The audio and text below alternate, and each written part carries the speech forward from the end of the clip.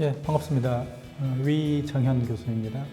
저는 현재 중앙대 경영학부의 교수이고 한 학기 동안 여러분과 전략이라는 개념 그리고 전략의 중요성을 비롯해서 전략이 적용되는 각각의 다양한 사례들, 그 전략이 향후에 산업과 나아가서 인간 사회에 어떤 영향을 미치는지, 그리고 어떤 전략을 선택했을 때 어떤 결과를 낳을 것인지, 또는 전략이 때로는 혁신을 어떻게 일으킬 수 있고 또는 혁신을 방해할 수 있는지 등등에 대한 정말 전략이라는 그 다양한 측면에 대해서 강의를 해보도록 하겠습니다. 자, 먼저 전략의 기원에 대한 이야기를 먼저 좀 해보도록 하겠습니다. 흔히 우리가 이제 전략할 때 경영 전략이라는 표현을 하기도 합니다만, 기업 차원의 전략으로 우리가 생각할 때 흔히 많이 쓰이는 표현이 이제 경영 전략입니다. 경영 전략이라는 표현들이 이제 기업 차원의 전략뿐만 아니고, 전략이라는 개념은 국가 단위의 전략 또는 한 문명권에서의 전략, 나아가서는 한 조직, 개인 차원의 전략이라는 개념도 우리는 사용할 수가 있겠습니다. 특히 전략이라는 어떤 개념이 등장하게 된 그 과거의 배경을 우리가 생각을 해볼 때, 가장 먼저 전략이 사용됐던 것은 군, 즉 전쟁에서 사용된 개념입니다. 전략이라는 개념은 우리가 한자로 볼 때 전략이라는 개념에서 전이라는 것은 싸움이라는, 즉 싸울 전자를 사용합니다. 그래서 이미 전쟁이라는 것 또는 경쟁, 생존, 어떻게 해서 살아남을 수 있을까 하는 것들을 전반적으로 생각할 때 필수적으로 등장하는 개념이라고 할 수 있습니다. 국가의 어떤 전략에 대한 개념을 우리가 할 때 가장 많이 이용되는 게 손자병법을 많이 이용합니다. 손자병법의 모공편에 보면 지피지기면 백전불태, 적을 알고 나를 알면 100번을 싸워도 이토록지 않다. 이건 뭐 간단한 말이기도 하지만 그만큼 대단히 어려운 이야기이기도 합니다. 사실은 나를 알고 상대를 안다는 그 개념만큼 쉬운 이야기는 없습니다. 하지만 세상사에서 나를 알기는 대단히 어렵고, 그래서 소크라테스가 말하지 않았습니까? 너 자신을 알라. 너 자신을 알라는 말이 지금까지 우리가 회자되어 온 것은, 많은 사람들이 사용하고 있는 것은 거의 모든 사람들이 너 자신을 모른다는 이야기거든요. 하물며 자기 자신을 모르는데 상대방의 의도와 상대방의 전략에 대해서 파악하는 건 대단히 어려운 일이라고 우리는 볼 수 있겠습니다.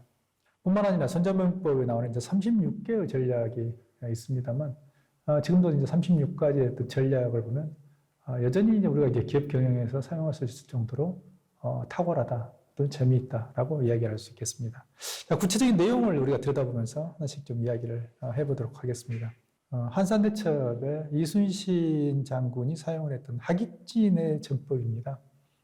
그래서 우리가 익히 알다시피 이순신은 하깃진을 사용해서 일본의 수군을 유인을 했고, 정말 세계의 어떤 해전사의 길이 남을 중요한 전쟁에서의 승리를 거두었습니다. 그래서 하깃진이라는 것은 그야말로 학이 날개를 펴는 것 같은 이런 전법입니다.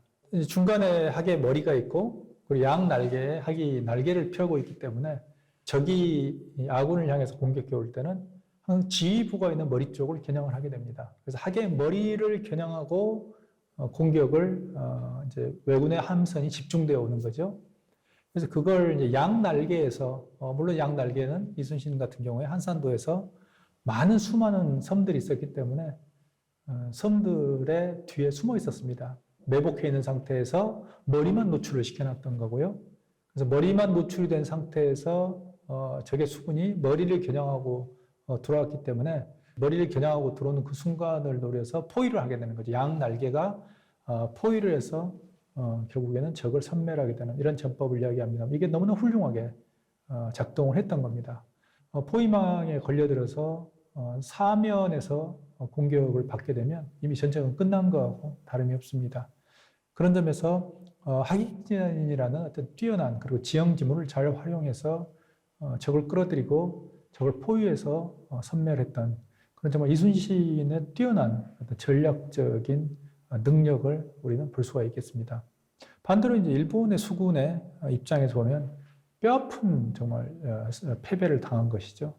그 당시 이제 하깃진을 펼쳤던 한산대첩에서 보게 되면, 일본의 수군을 보게 되면 너무나 무모하고 어처구니 없다고 볼 수 없습니다. 도대체 무슨 전략을 가지고 무슨 전법을 썼는가조차도 보이지 않는 그냥 무작정 이 돌격 앞으로 해서 이게 대장산을 노리고 공격해왔던 이런 걸 보게 되면 너무나 극명하게 전략의 탁월함과 정말 어처구니없는 전략의 대비 이렇게도 우리가 좀 볼 수가 있겠습니다. 또한 우리가 이제 전략을 이야기할 때 하나 이제 국가의 존망의 문제다라고 이제 이야기를 했습니다만 미군과 IS 또는 탈레반을 전쟁을 보면 또 하나 이제 전략이라는 게 얼마나 중요한가 하는 것들을 우리가 이야기할 수 있겠습니다. 9.11 테러, 우리는 지금 많은 이제 2000년대 초반입니다만 트윈타워가 결국 붕괴됐던 정말 미국뿐만 아니라 전 세계에 충격을 주었던. 근데 이후에 이제 9.11 테러 이후에 많은 전쟁이 있었습니다만, 예를 들면 아프간에 대한 전쟁 또는 뭐 이라크 전쟁, 많은 전쟁이 있었습니다만, 특히 9.11 테러 이후에 전쟁의 방식이 극적으로 좀 변화했다고 생각할 수가 있겠습니다. 그건 이제 미군이 이라크를 공격했을 때하고도 똑같이 이야기할 수가 있겠습니다.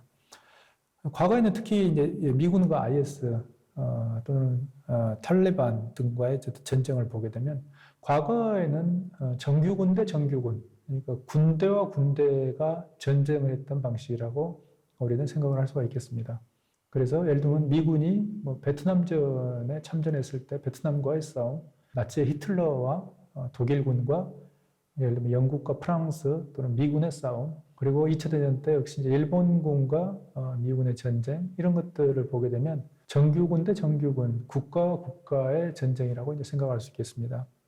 미국의 영토가 공격을 받았던 것은 대략 딱 2번이라고 할 수 있습니다. 하나가 1942년인가요? 태평양 전쟁 때 하와이라는 영토가 일본군에 의해서 공격을 받았던 그 아주 대단히 유명한 사건이 있습니다.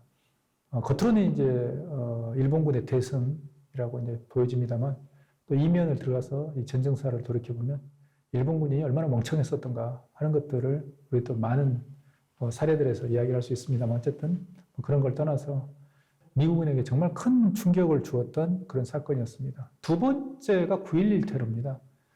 미국의 심장부, 그러다가 뉴욕의 미국의 상징적 건물이라는 쌍둥이 빌딩이 공격을 받으면서 무너져 내렸던, 이건 미국인의 뇌리에 또 한 번 진주만 공격 이상의 큰 충격을 주었고 이후에 미국은 본격적으로 IS, 탈레반과의 전쟁에 참여하게 됩니다. 그런데 이런 어떤 전쟁의 방식, 특히 9.11 테러 이후로 정규군과 정규군의 전쟁 방식이 극적으로 변화하게 됩니다. 정규군 대 비정규군 또는 정규군 대 테러라는 하나의 방식입니다. 뿐만 아니라 전쟁에 사용되는 어떤 무기 체계도 극적으로 바뀌게 됩니다. 과거에는 대포하고 공습을 하고 전투기가 공습을 하고 뭐 소총을 사용하고 뭐 포격을 사용하고 뭐 이런 방식이었습니다만 특히 최근에 오면서 극적으로 좀 변화하고 있는 양상은 드론을 사용하는 놀라운 하나의 전쟁 방식까지 지금 진화를 하고 있습니다. 이게 전쟁이기 때문에 이게 진화라고 해야 될지 이게 정말 더 사악해졌다고 해야 될지 이건 좀 생각을 해볼 문제입니다만 그럼에도 불구하고 이미 우리가 일상적으로 알고 있는 드론이 전쟁 무기로 사용되고 있는 것은 이미 현실이 되고 있습니다.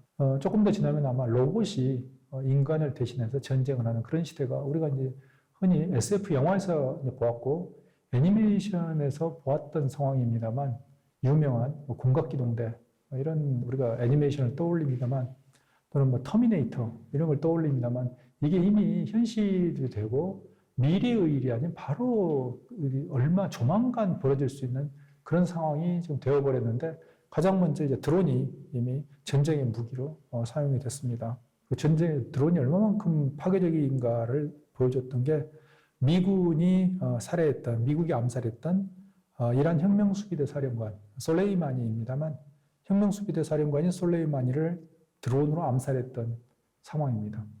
미국이 직접 어떤 물리적으로 폭격을 하거나 공격하지 않고 솔레이마니가 시리아로 나오는 걸 기다렸다가 그것도 폭격을 해서 예전 같으면은 폭탄을 떨어뜨리면 다수의 민간인 사상자가 나옵니다만 드론을 사용해서 솔레이마니가 탄 차량만을 공격했던 그리고 솔레이마니하고 몇 명의 경호원들만을 살해했던 놀라운 남의 전쟁 방식의 변화를 보여주었습니다. 적대적 국가인 이란의 최고 군사령관을 드론을 통해서 간단하게 암살할 수 있다는 걸 전 세계에 보여주었다는 것이죠. 그런 점에서 이 전쟁 방식의 특히 전쟁과 전략을 구사하는 방식이 또는 전략의 어떤 수단이 극적으로 얼마나 변화할 수 있는가 하는 것들이 드론에 의한 솔레이마니의 암살이 상징적으로 보여주었습니다.